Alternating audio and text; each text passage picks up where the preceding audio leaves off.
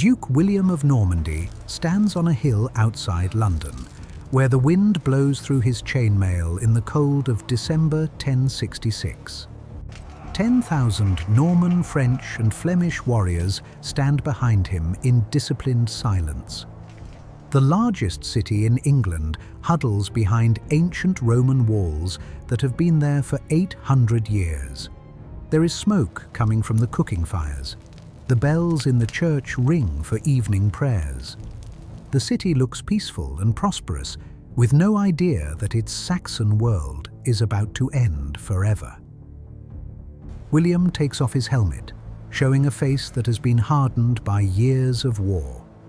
Not just to take over a city, but to take the throne, change a kingdom, and build something that will last for 1,000 years. He's been waiting 20 years for this moment. Hello and welcome to Arthur's Living History.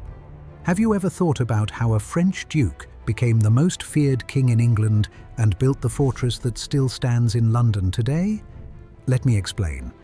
It is the year 1066, and England is on the edge of a cliff. King Edward the Confessor dies on January 5th without an heir, which starts a succession crisis that will change the country. 3 men say they should be king.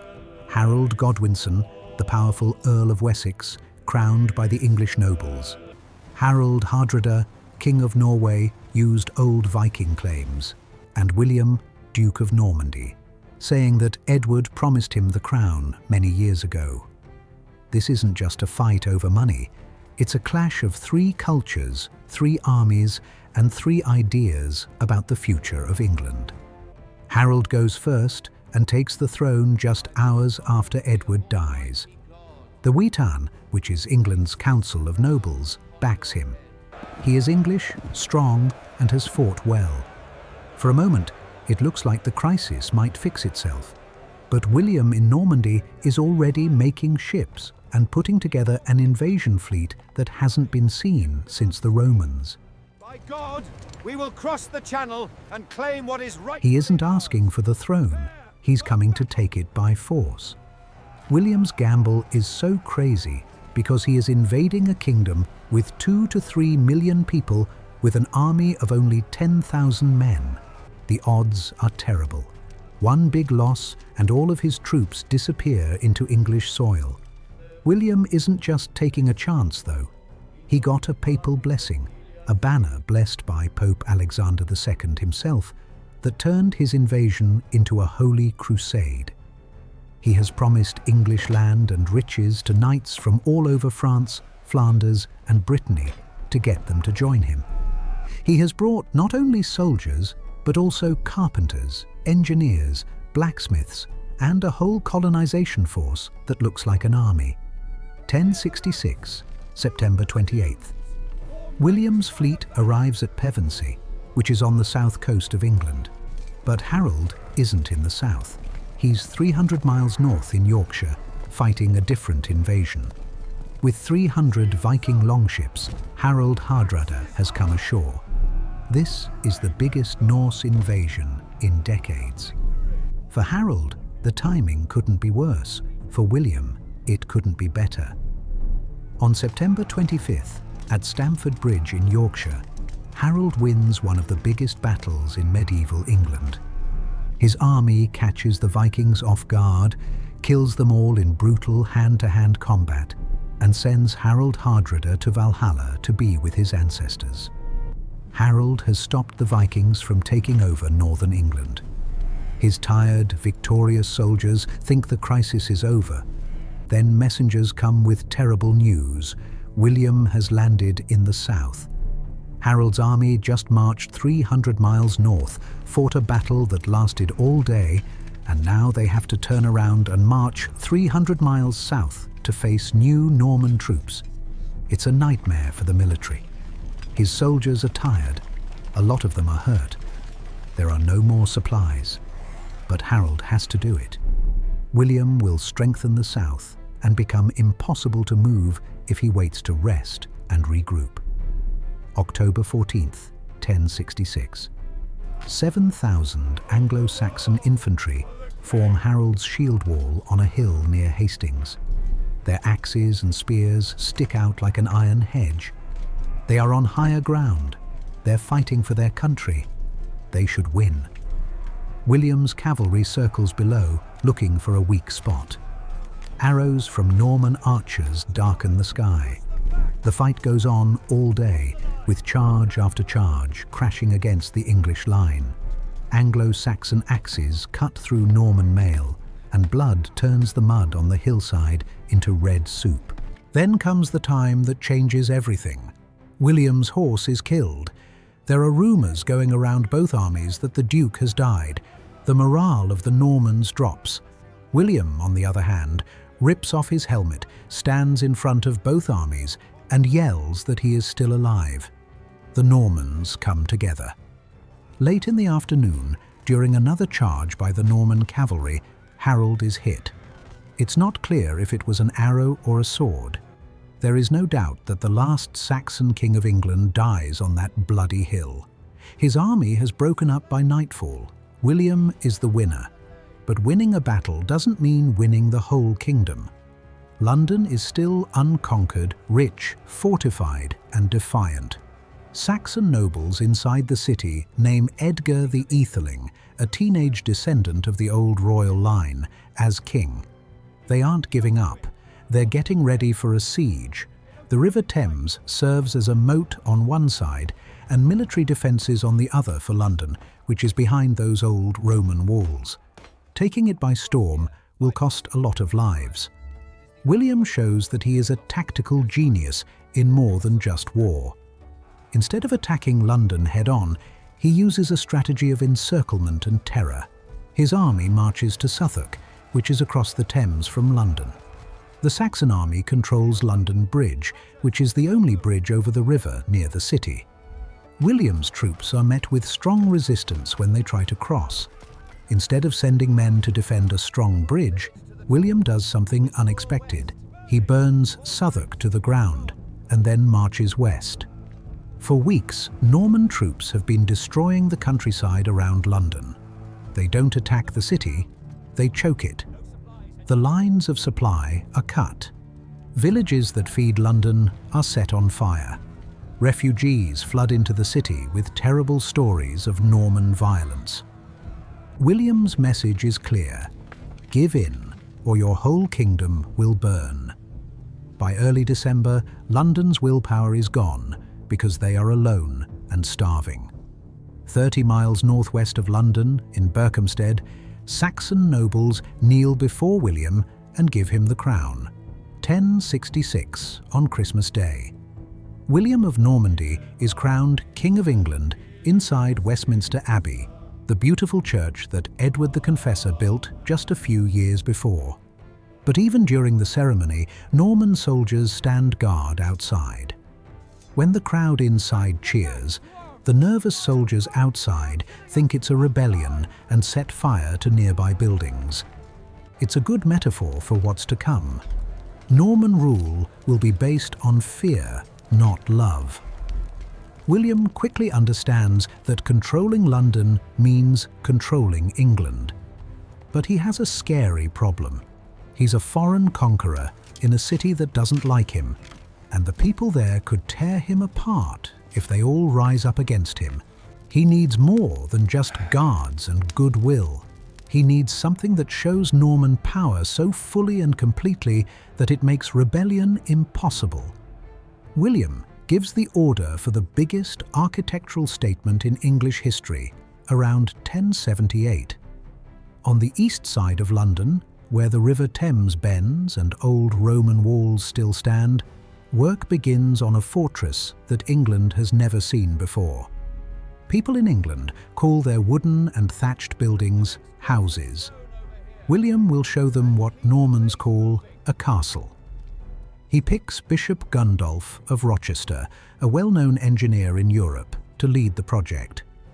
Gundulf brings with him Norman master masons, who have built the great keeps of Normandy and France. But what about the workers? That's how you say it in English.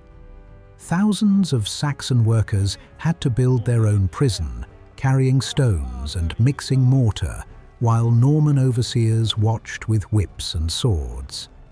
The materials themselves are a sign of victory. The main stone is Kentish ragstone, which is hard and long-lasting. It was quarried 50 miles away and brought down the Thames by barge. Gundulf orders Caen stone from Normandy itself for the facing, which is the part that people will see. Ships cross the Channel carrying stones from William's home country to London, as if the very Rock of France is taking over England. Each block of light-coloured Caen limestone is a sign that this is now Norman land. The size is amazing. The base of the tower is 36 by 32 metres. The walls at ground level are almost 5 metres thick, which is so thick that battering rams would break against them like kindling. The building is 27 metres tall, or 90 feet, and it towers over London's wooden houses. Imagine that you are a Saxon Londoner living in a cottage made of wattle and daub. Every morning you wake up to see that huge pale tower getting taller and casting a shadow over your city. It is a constant reminder that foreigners now rule your land. The tower is more than just a military fortress. It's a palace-fortress hybrid that changes the way English buildings are built. The basement is where the well is and where things are stored. This is important during a siege. The constable and other important officers live on the entrance floor, which is accessible by a removable wooden staircase for safety. There are large living rooms with fireplaces on the upper floor. One of England's first wall fireplaces vents smoke through the side instead of filling the room. There are even garderobes, which are medieval toilets built into the walls. Most Saxons have never even thought of such a luxury. The Chapel of St. John the Evangelist, a beautiful example of Romanesque architecture, is in the southeast corner. This is Norman culture moving to England. The rounded arches, the high ceiling, and the simple beauty are all examples of this. William probably won't live to see the tower finished. He dies in 1087, probably before the building is finished, but his son William Rufus carries out his father's plan. The White Tower is finished by 1100. Its name comes from whitewashing that was done later to make it shine like a beacon that can be seen from miles away. The tower is just the most obvious part of William's control system. He is putting the feudal system into place all over England at the same time. This is a revolutionary change in land ownership that breaks up Saxon society and replaces it with Norman hierarchy. William says something that shocks the English nobility. The crown owns all land. What about every acre, field and manor that Saxon lords owned for hundreds of years? William now says it belongs to the crown. He gives his Norman followers estates as fiefs, which are lands that they own in exchange for military service and complete loyalty. About 170 of these tenants-in-chief become the new aristocracy of England. When William calls them to war, they have to send knights. These barons then give parts of their land to lesser nobles and knights, making a pyramid of duty and service with William at the top. The numbers show how completely Saxon England fell apart. Before 1066, there were about 4,000 Anglo-Saxon landowners in England. When William orders the Domesday Book in 1086, it is a complete list of all the land in England.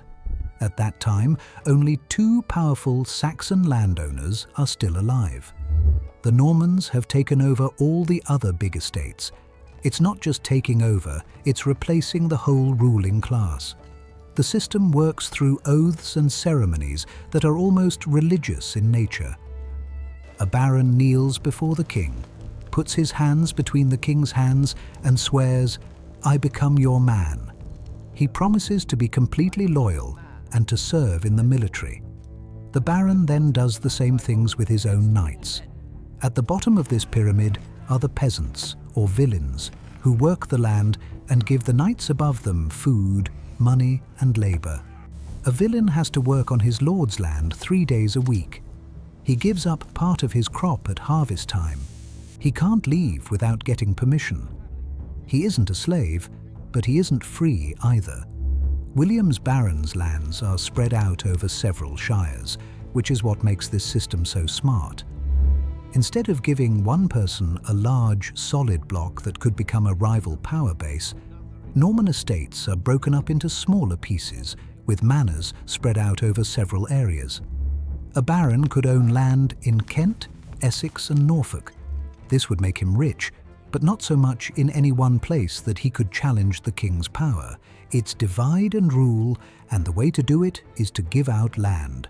William also keeps important Saxon institutions running, like the sheriffs who run shires, the shire courts that administer justice, and the hundreds and tithings that organize local government.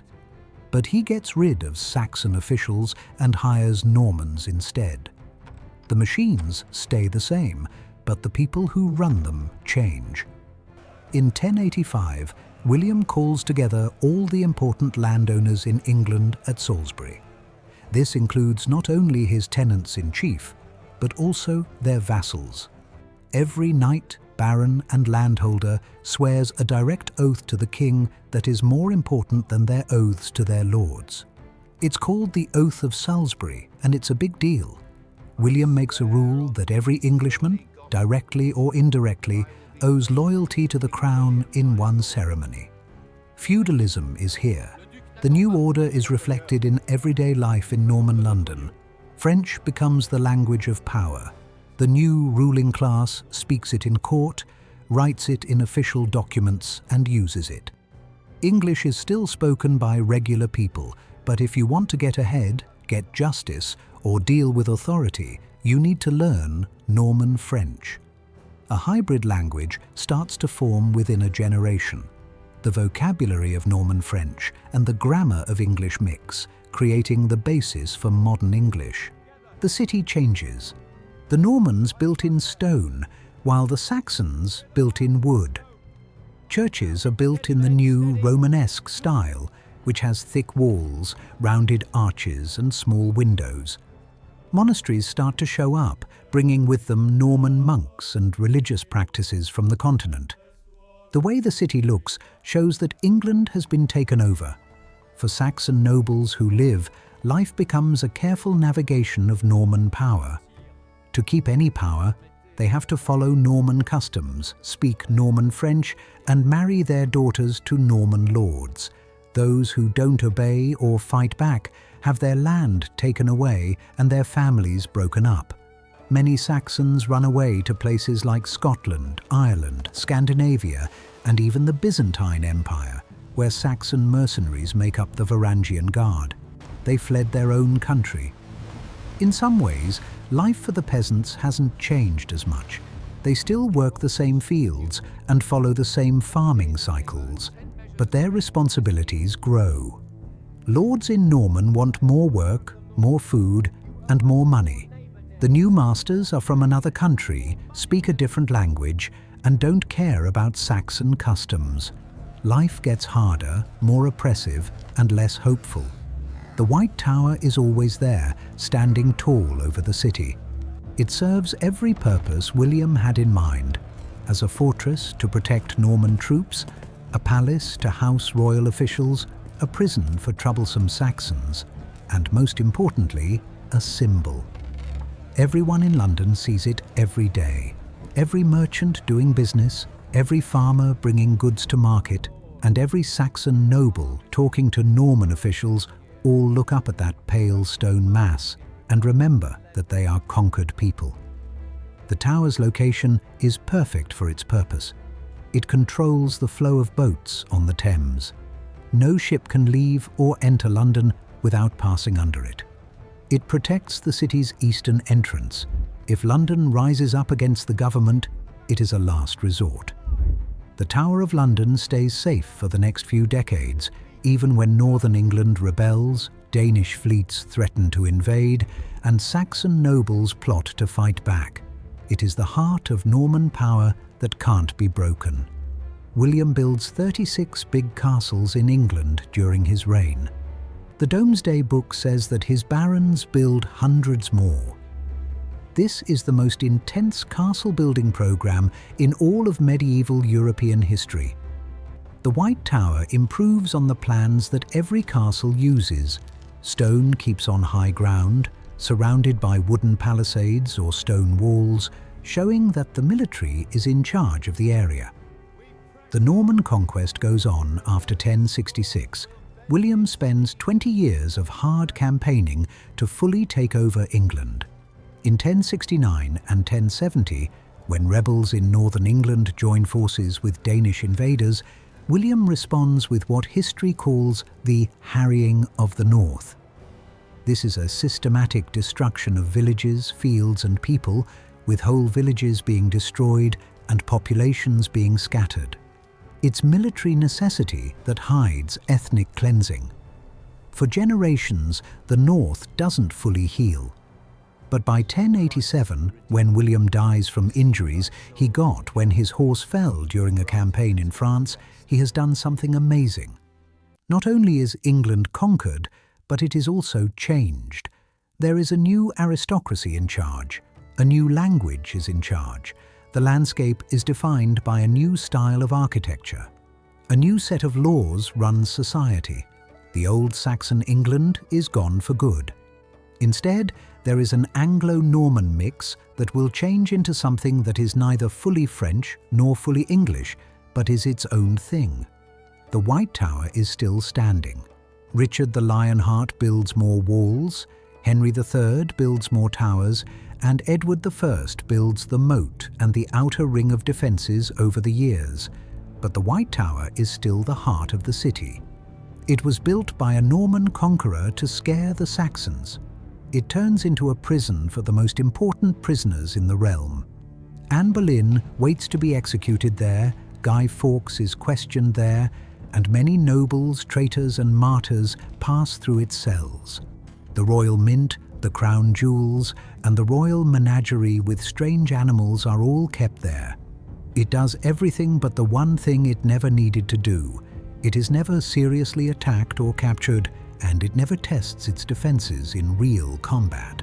The White Tower looks almost the same today as it did when Gundulf built it 950 years ago. The Caen stone facing has been replaced with Portland stone. The turrets were built long after William's time. But the shape, size and huge presence, those are Norman, and they are William's vision come to life. When you stand in front of it, you see exactly what Saxon Londoners saw in the year 1100.